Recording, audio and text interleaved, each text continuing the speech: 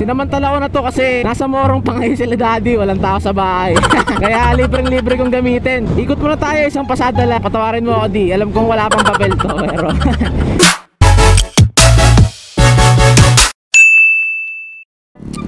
alright, so papunta tayo ngayon ng Motor Trade Taytay Highway para pick upin yung motor.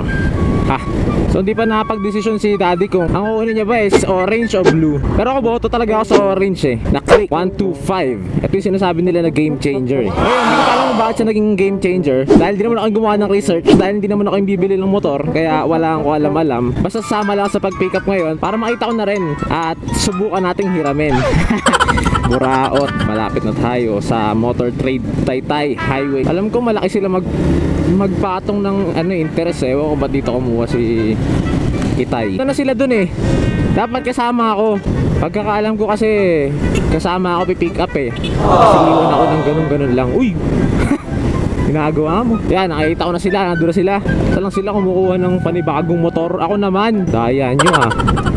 Charot. Bagong-bago pa tong baby ko eh.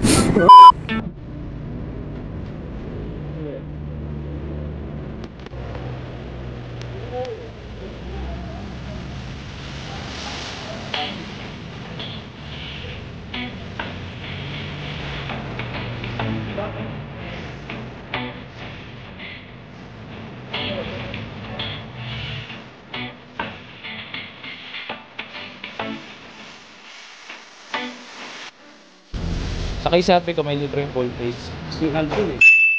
Yung blue daw, darating baka daw bukas. Kasi prefer kong kulay talaga blue. Secondary orange. Yung blue, bagong stock yun. Dahil kasi ibang branch. Pero kumbaga mas makinis yun dyan para walang yung nakastock.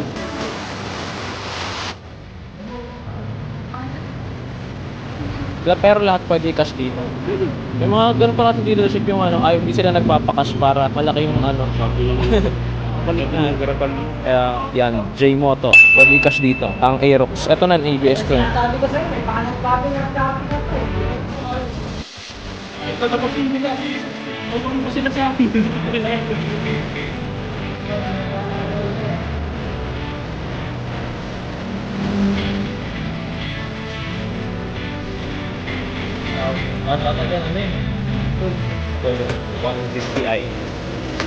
Okay lang rin naman kaso masyadong exposed ba? Kunyari, lapag mo yung cellphone mo, pwedeng gano'n na lang tapos tatakbo na.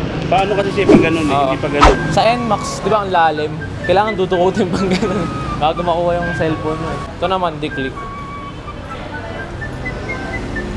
Ano yan? Ang corny nga niyan eh. Charger. Pero medyo malalim siya. Ayun click 125i na unang, buuna. Oo, version 1. Version 1. Assemble lang siguro yan. Hindi, bumunggo lang yan. Ha? Tumurpit lang isa, nakabunggo lang yan. Ito, mura talaga ng bito. Pero din siyang ang tawag ito, park brake. Para swak. Goods pala yan. Oh! Pila na tayo para makapag-print. May pila. May pila pala dito. Pagka magbabayad ka. Yun. Pwede ka bang i-endorse yan?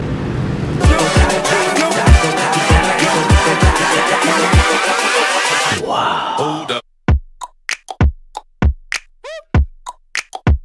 Wow.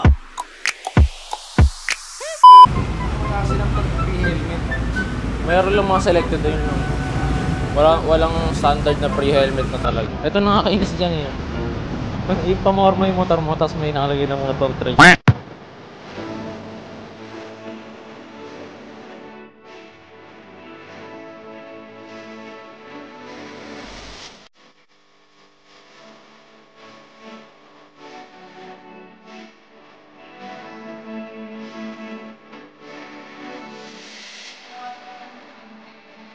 Madali lang.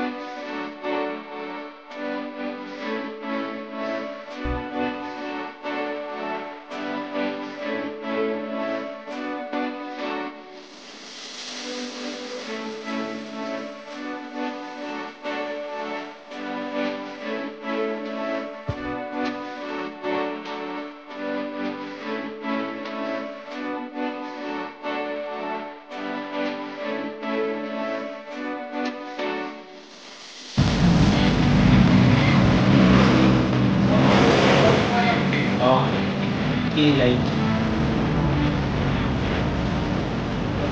Ang kamay.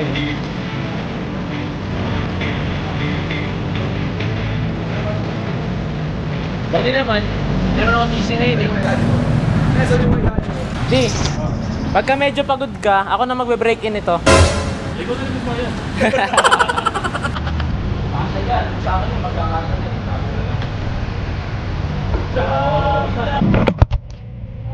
So yun, sobrang dami pa niyang pinipirmahan. Kaya na pa kami dito hapon. Ayan, gabi na oh. Traffic nga kanina eh. So kanina no last review sa NMAX, sinakyan ko na yung 150 nito eh. Halos kapareho niya lang. Wala naman sila pinagkaiba bukod sa glossy to. Tapos yung 150 matte. Ang pinagkaiba niya lang, ayan, keyless kasi yun eh, yung 150. Parang microwave yung switch niya. Ito meron siyang susi pa rin, yung parang normal lang. Ito yung headlight niya. Parang rin siyang 150. Halos pareho lang eh. Konti lang yung pinagkaiba niya sa 150. Matte lang yung surface niya. Yung seats niya naman, malaki, kasya yung helmet ko. Eto nga lang suot ko ngayon, hindi siya kasya kasi ano eh. Merong camera mount. Ayan. Kasya yung regular size na helmet yun dyan. Etong helmet ko, ano to eh, XL. Kasya siya dyan. Lagyan nyo na nga lang, kung bago yung helmet nyo, lagyan nyo lang to ng tela o di kaya patungan nyo ng basahan pagka ilalagay nyo dyan para hindi siya hindi magasgasan. Pero kung tutuusin, kasya nga kasi siya, fit na fit siya. Kanina sinakto ko, hindi ko lang mapakita ngayon kasi wala naman akong helmet na isa. Ito yung space niya para dun sa loob ng helmet, para pumasok yung loob niya ba, yan, kaya siya nakabulk. Kanina pinatakbo, yung binuksan yung makina, medyo madali siyang uminit eh. Isipin mo, hindi pa tumatakbo yun, mainit na yan ah. Ewan ko pa kapag tumakbo yun, siguro sobrang init na talaga yan. Yung tunog niya, pakinggan nyo, parang ayan, pero yun, tahimik lang siya, hindi siya maingay na motor. Hindi mo maririnig na bukas siya eh pag nasa malayo ka. Ngayon nga nasa helmet ako eh, halos hindi ko marinig na tumutunog yung tambucho niya. Sobrang tahimik niya. Siguro pag nirev ko, ayan, maririnig mo siya ng konti, pero hindi ganun kalakas yun. Mas sobrang tahimik lang talaga nung pipe niya. Ayan. Tayin ko na mamaya, maubos yung gas, hindi makauwi si daddy. 80,000 impressions later. So yun nga, tagal. Grabe. Time check 7:40 na. Motor trade. Ano na? Pwesto ko lang kasi re-release na ng SI bago ilabas yung motor. Kailangan mo na nila ng SI. Kaya yun na lang iniintay, pwede na siyang ilabas. Ready ko na itong motor dito para aalis na lang mamaya. Tagal eh. Counterflow pa more. Talaga itong mga noiting to eh. Ayan na yung SI. Pagkatapos nyan, goods na, release na lang. Parado na sila eh. Hanggang 7 lang sila, 7:41 na. Kanina sobrang traffic, buti na ubos na. Okay na rin yan para hindi na abutan ng click yung traffic. Ano, di okay na? Yun na SI? Yun na yun? Meron pa. Iiwalay pa yung Ayos. backlock pa rin ano. Ready na, may BS1 na. Hindi mo pagka-backlock. Oo nga eh. Ha? Pareho na to? Ano yung una? Ano? Backlock din yung isa. Oh, dalawang na backlock niya. Ayos ah. Libangan lang. Nagsiset up ka? Ayos ah. So ito, set up mo rin to? Siguro 5 months. Oo. Correction. Yun ang passion niya. Tapos sinasabi niya. Kayo yung mga sumushow dyan sa sa may Manila East stands? Naka-lower na. Yung sumasayad to. Many unbearable hours later. Thank you sir. Sir, thank you.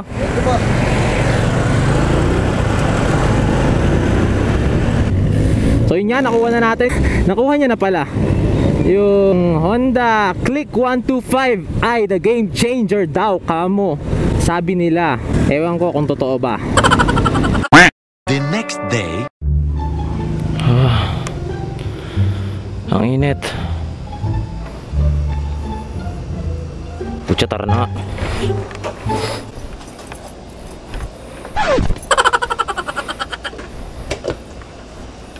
Huy, boss. Panis, kasya yung bag ko. Sakto lang.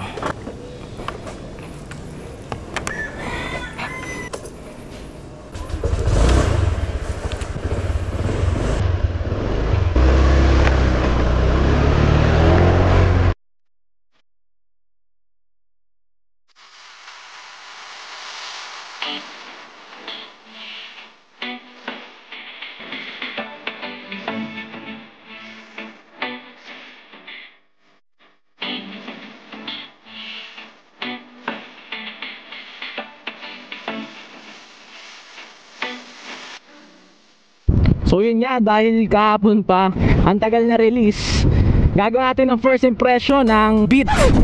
Ang Click 125 Fi, the game changer daw, sabi nila. So medyo din drive ko na to ng malayo-layo kanina, at napansin ko yung handling niya. Siyempre, ano pa bang sasabihin ko? Medyo compact siya eh. Kung hindi nyo alam, ang una kong scooter na review sa channel na to is yung NMAX 155, yung ABS version na matte black, diba? Ko alam kong hindi siya patas na basehan para sa Click, pero medyo yun yung magiging basis ko ngayon eh, kasi yun yung una kong nagamit eh na scooter. Akala ko dati pagka ganito na nakaganyan yung paa mo, nakita nyo yung paa ko, medyo magkadikit, hindi katulad sa NMAX na nakaganon siya. Akala ko pagka ganito, hindi siya comfortable, pero goods pala siya eh. Ang ibig ko sabihin, yung balance mo, akala ko kasi masisira yung balance mo pagka magkadikit na ganito yung paa mo, pero okay lang pala siya, diba? Kasi sinabi ko nga dun sa Beat nung nakita ko siya sa premium bikes na mas okay palang nakatungtong sa step nut, kasi ang corny tumapak dito. Nung ngayong naranasan ko na habang tumatakbo, kumbaga ano lang siya eh, sakto lang para sa design ng bike na to. Punta naman tayo sa arangkada nung makina. Yung tunog pala ng muffler niya at nung makina, sobrang tahimik, parang hindi mo maririnig na umaandar siya. Maliban na lang pagka nare-rev mo na ganyan. May nagko-practice driving ata dito. Ayan. So yun nga, yung hatak niya okay din. Ramdam ko na malakas yung hatak niya. Wala akong masasabi, parang pareho lang siya ng sa NMAX. Onti lang diferensya kahit 155 yung NMAX. Yung belt, ramdam ko na ganun pala talaga pagka scooter. Kung smooth siya, hindi siya sad-sad pagka, kasi hindi ka naman magme-menor eh. Pero pagka ganito, ganyan binibirit ko, medyo nararamdaman ko ano eh, gusto ko ulit tumapak ng pang primera pa ulit. Kasi parang kulang eh. Pakiramdam ko lang siguro yun kasi underbone user nga ako at sanay ako sa ganun na merong tinatapakan. Punta naman tayo dito sa interface niya dito. Eto medyo naninibago ako kasi hindi katulad nung sa mga normal na motor, yung busina niya nandito, nasa gitna, at etong signal light is nasa baba. So minsan aksidente, napapabusina ako, napapa-signal light ako kahit gusto kong magbusina kasi parang baliktad siya. Pero kalaunan siguro masasanay ka rin naman yan eh, lalo na pagka araw-araw mong gamit yung unit, siguro doon ka na masanay sa ganitong format. Pero ako lang personally, sanay ako dun sa nandito yung signal light at nandito yung busina, kaya medyo naninibago ako dito ngayon. Punta tayo sa side mirror. Sobrang laki ng side mirror, men. Nakakatulong siya sobra kasi alam kong ganyan talaga yung purpose ng side mirror na stock, yung makita mo yung nasa likod mo. Pero personal preference, papalitan ko siya eh. Ayoko kasi nung gantong malaki, sobrang laki. Feeling mo hahampas siya sa side mirror ng ibang sasakyan eh, kasi sobrang laki niya nga, nalagpas na siya dun sa handlebar mo, diba? Yan lang yung limit na gusto ko. Yan lang din talaga dapat sana, para mas safe ba pagka sisingit-singit ka, pag magpi-filtering ka, hindi delikado. Wow, saan ba tayo nakapunta? Tama ba to? Uy, mali ata to ah. Mali. Kaya nga, yung sinasabi ko kanina, sa ganitong FI, kailangan daw pala kasi ng voltmeter para ma-observe mo yung battery mo, kasi di ba wala tong kickstart. So doon mo mamonitor kung kailan mo kailangan palitan yung battery at kung goods pa siya. So yun yung maganda dito, meron siyang voltmeter na pwede kong pakita sa inyo ngayon. Ayan, 14.5 kung nakikita nyo sa camera. Ayan, likuan, singitan. Ayoko try sa traffic eh, pero feeling ko yung handling niya para sa traffic, goods na goods. Wow! Meron. Sino yan? So yun nga, try kaya natin. May mga nagmamotorcade. Oh my god, kala ko pa naman makakadaan ako dyan. Ba't na tayo dito? Check ko lang yung top speed niya, pasensya na.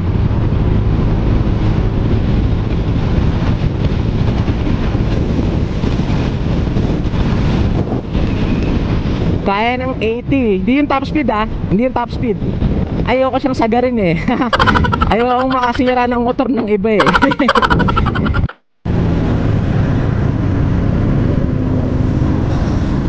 Oopsie. Oopsie. Oopsie. Yun lang. Nakalimutan ko pala na combi brake pala ang click 125. So pag pinreno mo yung isa dito, or eto ata, magpipreno rin tong isa. Kaya medyo malakas siya sa skid. Nag-skid siya kanina kung nakita nyo. Tumunog nga eh. Oopsie. Yun yung disadvantage siyang konti. Pero sa price range niya, maghahanap ka pa ba ng ABS? Ang mahal-mahal lang ABS. Sa NMAX meron, hindi ka mag-i-skid ng ganun. O, ba't yung compare sa NMAX? Ayan, layo nito. Kasi nga guys, sila yung magiging basis ko. Kasi yun nga lang yung na-testing, na-review ko dito na scooter. Kaya NMAX lang talaga magiging basis ko. Kung hanggat maaari, ingat-ingat sa pagpapreno, huwag masyadong sagad. Hindi to drum brake, disc brake to eh. So kiniyayakap talaga niya yung gulong. Kaya talagang dudulas ka. Sa play naman, kaya naman nakita nyo na yung lubak-lubak, diba, habang nagsasalita ako. Okay naman, hindi siya ganun ka-shaky. Hindi siya ganun kaalog. Yun, maalog ka talaga doon kasi perhaps yun, tapos hindi ka magme-minor lokol.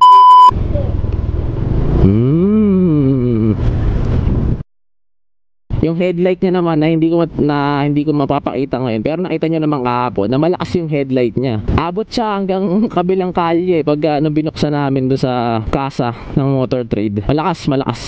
Goods. Tapos maporma yung headlight niya kasi para siyang may kilay siya na LED. Ito importante ito kasi ito yung comfortability mo eh, kung maglo-long ride ka ganun. Dito nakabase yung kung gaano tatagal yung puwet mo sa upuan na to nang hindi namamaga. Comfortability niya. So, comfortable lang siyang gamitin. Ngayong stock pa tong upuan niya, hindi pa siya masakit sa puwet. Ewan ko lang pag pinalitan ninyo. Kasi, ganun din sa akin eh. Nung stock pa, medyo okay pa eh. Hindi pa siya masakit sa puwet eh. Pero nung pinalitan ko na siya, yun, medyo nahatak na siya. Nahatak na yung foam niya, kaya masakit na sa puwet. Kaya nagsising nga ako na pinalitan ko yun nung Bride Tagalog eh. Sitting position mo, upright, syempre malamang. Mataas yung seats niya. Nakita mo yung headlight. Katulad ko, 5'10 ako. Kita ko yung headlight niya, yan. Yung dalawang ilaw. Lalo na pag gumanon ako, kita ko na siya. So ganun, mas mataas ka talaga sa motor. Na kaya feeling mo maliit. Pag nakikita ko siya na may nakasakay, parang nalilitan na ako bigla sa motor. Kasi nga, mataas yung seats niya. Kaya umaangat din yung tao. So yun, issue siguro in the long run. Tatanungin ko na lang sa may-ari kung ano bang issue nito. Pero narinig kong issue nito is yung itong LED niya dito. Nagi-glitch siya, nawawala yung display niya minsan. Kaya kasama yung sa warranty nila itong display niya. Hindi siya LED, actually siya digital. Yung digital display niya, kasama sa warranty nila yan na papalitan nila pagka nagkaganon. Kung sakaling magkaganon, kasi ito yung known issue niya. Ito yung alam na ng lahat.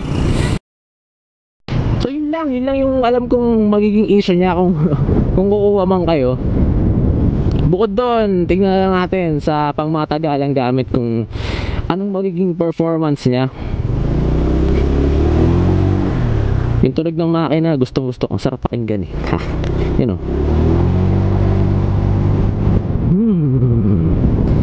So yun nga, nasabi ko na lahat ng kaya kong sabihin sa first impression natin sa motor na to. Wala muna ako ibang masasabi kasi nga first impression lang. Alangan lahatin ko pa. Ngayon ko nga lang nagamit. Yun lang muna ngayon. Maraming salamat sa panonood. Hanggang dito na lang tayo. Peace out.